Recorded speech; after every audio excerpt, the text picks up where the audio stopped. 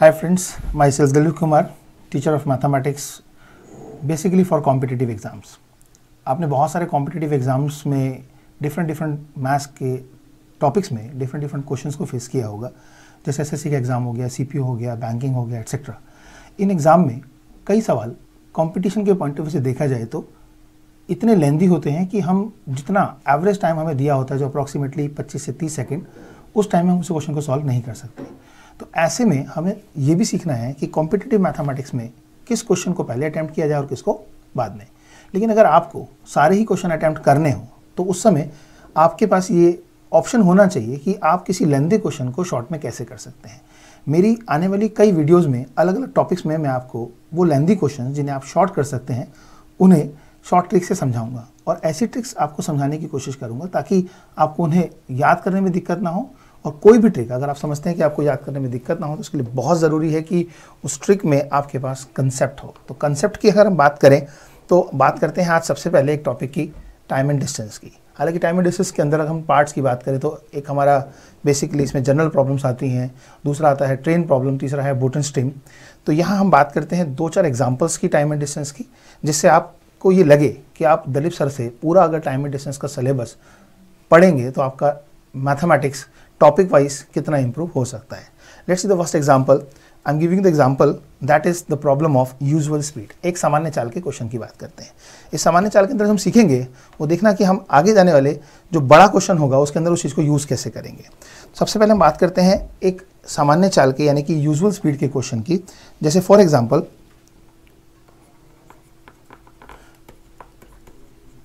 When a person uses 5/6 of usual speed takes 10 minutes more to cover certain distance. Find his usual time. अब हम यहाँ पर एक question में fraction के पॉइंट ऑफ व्यू से ही समझना चाह रहे हैं कि जब एक व्यक्ति ने अपनी चाल में वेरिएशन किया तो वेरिएशन को हम कैसे समझें कि ये वेरिएशन उसने क्या किया, उसने अपनी चाल को बढ़ाया या घटाया। मैं आपको अगर कहूँ कि हमारे पास जिस फ्रैक्शन का यूज़ किया गया है 5/6, इस 5/6 से हम कैसे समझें कि कौन सी चाल हमारी पहले की है, कौन सी बाद की है। अगर मैं कहूं कि आपसे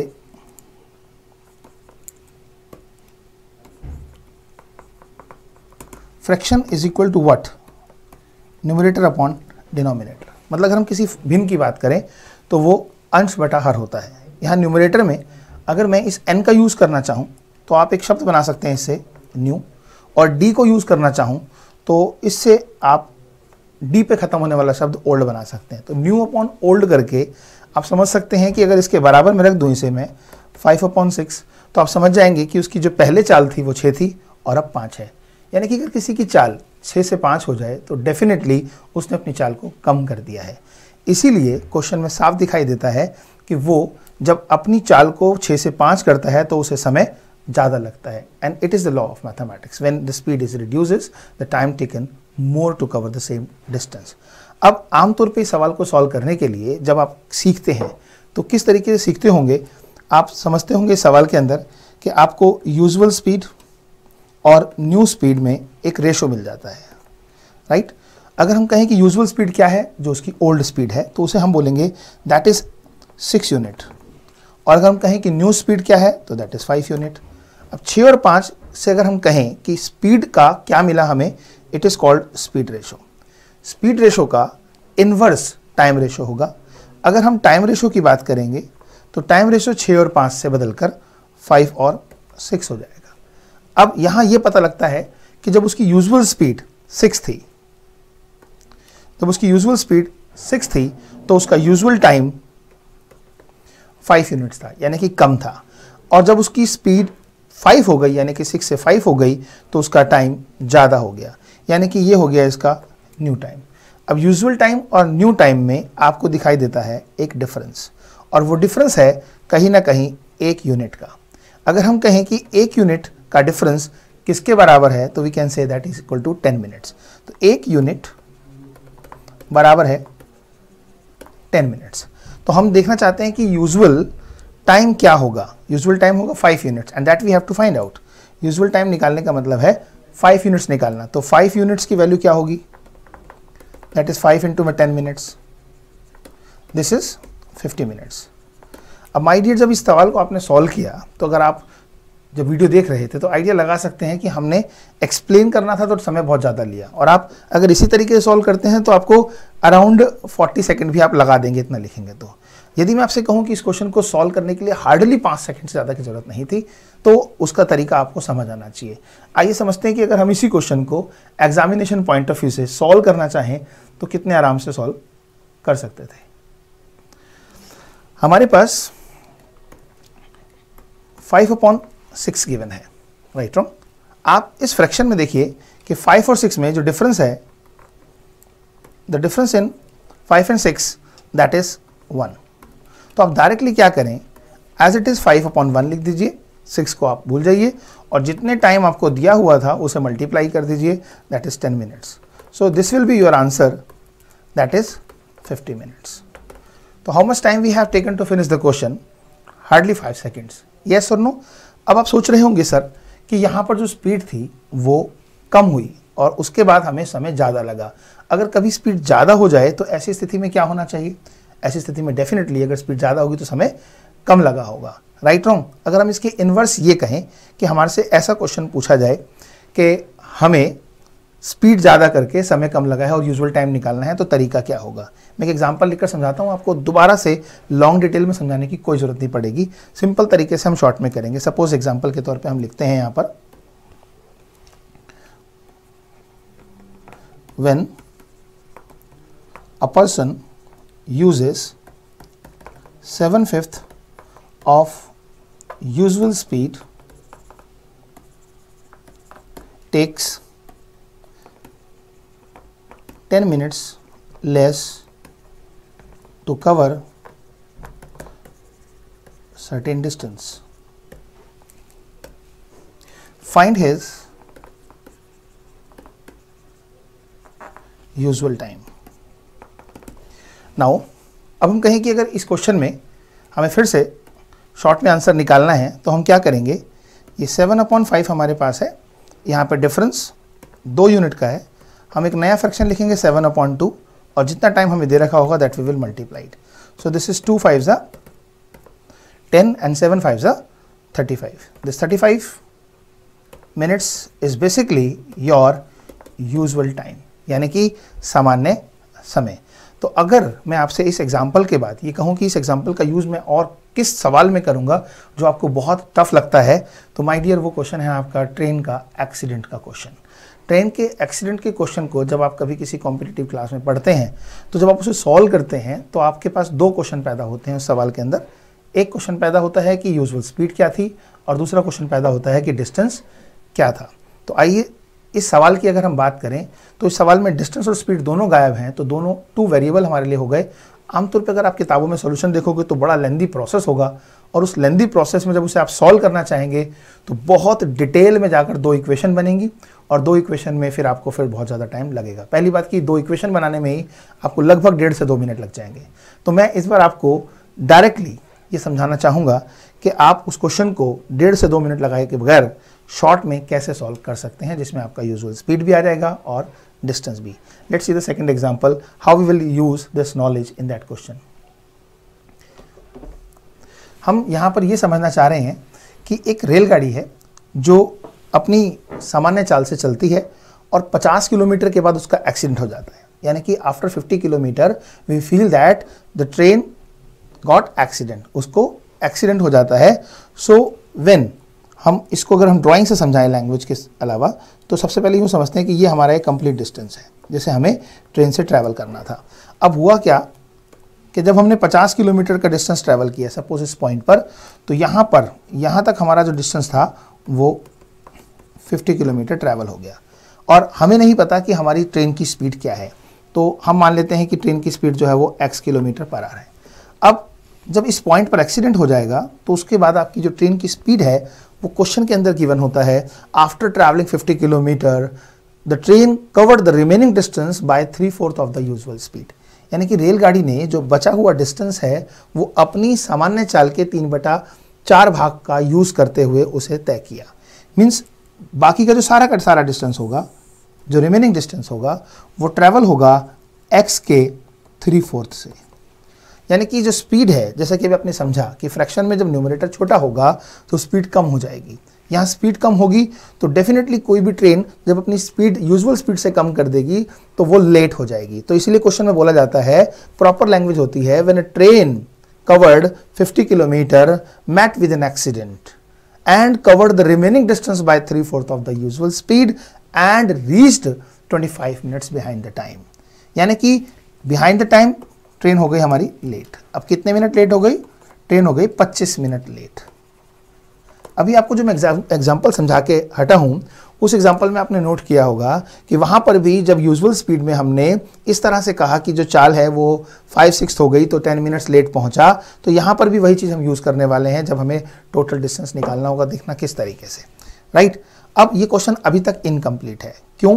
क्योंकि एग्जैक्टली टोटल डिस्टेंस मालूम नहीं है और यूजुअल स्पीड का भी पता नहीं है। इसीलिए इस क्वेश्चन को कंप्लीट बनाने के लिए एक और क्लॉज डाला जाता है। उस क्लॉज में या तो बाद में या पहले कुछ इस तरीके से बोलकर एक्सीडेंट की जो डिस्टेंस लेवल है उसे वेरिएट किया जाता है। तो क्वेश्चन में आप देखोगे कि कहीं ना कहीं अगर ऐसा लिखा जाए, had this accident been occur 24 kilometre behind, यदि यही एक्सीडेंट और 24 किलोमीटर पीछे हुआ होता। अब मान लीजिए कि आप एक एक्सीडेंट की बात कर रहे हैं जो 24 किलोमीटर और पहले हो जाता, तो क्या आप उस एक्सीडेंट के बाद अपनी स्पीड को अगर इसी वेरिएशन से चलाते तो क्या उसी टाइम से पहुंच पाते? डेफिनेटली नहीं पहुंचते। तो अगर ये कहा जाए had this accident been occur 24 kilometre behind, तो इसका मतलब होगा कि जहां हमारा पूरा का पूरा ये डिस्टेंस हमें ट्रेवल करना था यूजुअल स्पीड से, अब वही डिस्टेंस हमारा 50 किलोमीटर के इस पॉइंट पे ना होकर इस 24 किलोमीटर पीछे इस बिंदु पे जाके हमारा एक्सीडेंट हो गया, 24 किलोमीटर बिहाइंड, राइट। और उसके बाद इसने कहा कि एक्सीडेंट इस पॉइंट पे जाके हो गया, इस पॉइंट पे एक्सीडेंट हुआ। तो इस पॉइंट पे हमें ये क्लियर करना है कि यहां से अगर हम x की स्पीड से दोबारा ट्रेवल कर रहे थे तो x यहीं तक रहेगा और उसके बाद जो हमारी स्पीड का वेरिएशन होगा वो और पहले शुरू हो जाएगा। अब क्वेश्चन में ये कहा जाता है कि had this accident occurred 24 kilometre behind, the train reaches 35 minutes by using 3/4 of the usual speed. यानी कि ये रेलगाड़ी फिर दोबारा x के 3/4 का इस्तेमाल करते हुए अगर डेस्टिनेशन पे पहुंचेगी तो इस बार ये लेट जो होगी वो 25 नहीं 35 मिनट होगी। ये है आपका कंप्लीट क्वेश्चन। अब आप इस ड्राइंग के साथ में दोबारा से एक बार आपको लैंग्वेज बताता हूं क्वेश्चन क्या कहना चाह रहा है। क्वेश्चन ये कहना चाह रहा है कि एक रेलगाड़ी चली अपने डेस्टिनेशन पॉइंट से और दूसरे पॉइंट पर पहुंचना चाहती है। ठीक है माय डियर, अब ट्रेन जा रही है यूजुअली स्पीड से, x की स्पीड से 50 किलोमीटर तक कोई प्रॉब्लम नहीं हुई। अचानक एक्सीडेंट हो गया और एक्सीडेंट की वजह से ट्रेन की जो स्पीड थी वो स्लो हो गई। स्लो कैसे पता लगा? x का 3/4 यानी कि 3/4 से कम हो गया, यानी कि ओल्ड से न्यू क्या है? 4 से 3 है। अब जब स्पीड कम हो गई तो डेफिनेटली ट्रेन लेट पहुंचेगी। तो कंडीशन में ये पता लगा the train reached 25 minutes behind the schedule. तो 25 मिनट लेट पहुंचने वाली ट्रेन के साथ अगर ये दुर्घटना 50 किलोमीटर के बजाय और पीछे 24 किलोमीटर में 26 किलोमीटर के बाद हो जाती तो यही रेलगाड़ी 25 की जगह 35 मिनट देर से पहुंचती। अब हमारे दो सवाल पैदा होते हैं माय डियर। एक सवाल ये पैदा होता है कि जो रेड लाइन मैंने डाली है, यानी कि जो डिस्टेंस है, टोटल डिस्टेंस ये कितना है, और ये जो मैंने x ब्लू कलर से लिखा है किलोमीटर पर आवर, इस x की वैल्यू क्या है? Means usual speed and certain distance. These are the two problems. अब सोचो बेटा, ये क्वेश्चन अगर आपके कॉम्पिटिटिव एग्जाम में है तो कितना लिखना पड़ेगा आपको? बहुत कुछ लिखना पड़ेगा, राइट और रॉन्ग। और अगर मैं कहूं कि बहुत कम लिखना पड़ेगा तो कैसे पॉसिबल है, राइट। तो आइए सबसे पहले बात करते हैं कि कितना कम लिखकर आंसर निकाल सकते हैं। So first thing I am telling you how to find out the speed in this question. I will teach you two methods. One, एक मेथड में आपको वो बताऊंगा इस क्वेश्चन के अंदर कि जैसे आप इसमें सिंगल वेरिएबल से ही ओनली x की वैल्यू निकाल लें, क्लियर। और दूसरा मैं आपको बताऊंगा कि x की वैल्यू निकालने के लिए भी बिना x के आप उसको सॉल्व कर सकते हैं। तो सबसे पहले हम स्पीड पे काम करते हैं, फिर डिस्टेंस पे काम करेंगे। तो आइए समझते हैं कि स्पीड का आंसर कैसे निकालें। थोड़ा सा मैं यहाँ पर आपको थोड़ा पॉइंट आउट करना चाहूँ तो माय डियर आप देखेंगे कि ये एक लाइन मैंने यहाँ से यहाँ ज्वाइन कर दी, इस लाइन को ज्वाइन करने के बाद आपको थोड़ा सा एक्सपीरियंस लेना है और समझना है, ये जो x आपकी स्पीड है वो इस सेक्शन में भी x ही है, लेकिन जबकि आपका एक्सीडेंट दोबारा होता है तो ये जो x स्पीड है वो इस सेक्शन में x नहीं रह पाती। यानी कि 24 किलोमीटर में आपको स्पीड के दो वेरिएशन दिखाई देते हैं, एक बार x स्पीड दिखती है और x का 3/4 दिखता है। इसी वेरिएशन से आपको इन दो टाइम में भी एक वेरिएशन दिखाई देता है जहां पर आपको डिफरेंस दिखाई दे रहा है 10 मिनट्स का।